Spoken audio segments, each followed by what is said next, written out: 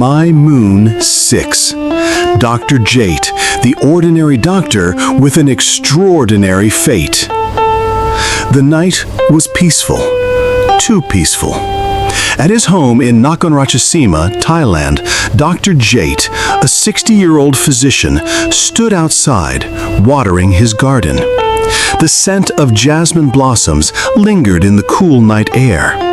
Beyond the fence, a vast cassava field stretched as far as the eye could see, swaying gently with the wind. Everything was calm, until a trail of light stretches across the sky. Dr. Jade's head snapped up, his eyes widening in shock. A massive fireball was plummeting from the sky. It sliced through the atmosphere at terrifying speed, the friction igniting a blazing inferno, trailing a streak of fiery red light across the heavens. And then, boom! The colossal object crashed straight into the cassava field. The impact sent shockwaves rippling through the earth, the wreckage skidding violently across the soil before slamming into his fence, obliterating it completely. Splinters of wood, dirt, and shattered concrete exploded into the air.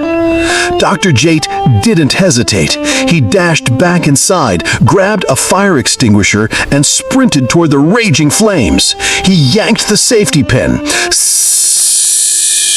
A thick white mist burst forth, engulfing the inferno. The fire hissed and crackled before slowly dying out, leaving only smoke and twisted metal in its wake. And then he saw it. Through the swirling haze, it became clear. It wasn't a plane crash. It wasn't a meteorite. It was the wreckage of a spaceship. Fly me to the moon and let me play among those stars.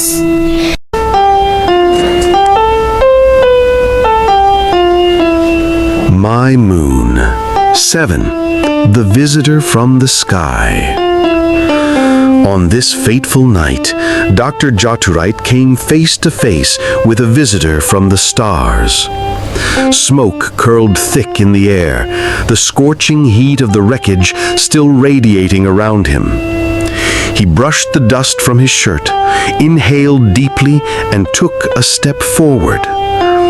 His mind warned him to be cautious, but his heart, the heart of a doctor, refused to turn away from a life hanging by a thread. Then, something moved inside the wreckage. Dr. Jaturite froze, his eyes widening.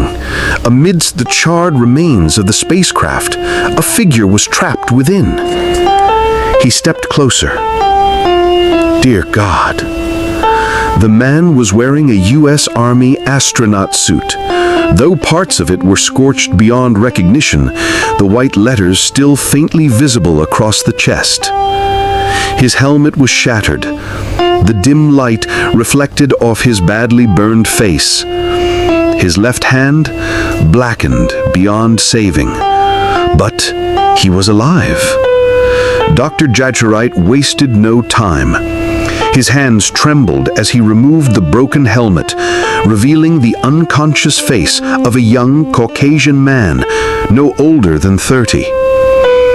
Despite the burns, his features were sharp, striking. "Stay with me.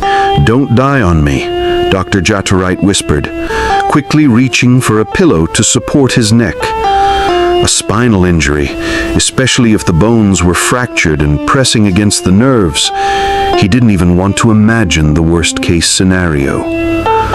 Using every ounce of strength, Dr. Jaturite pulled the young man out of the still smoldering wreckage, ash and debris swirling around them.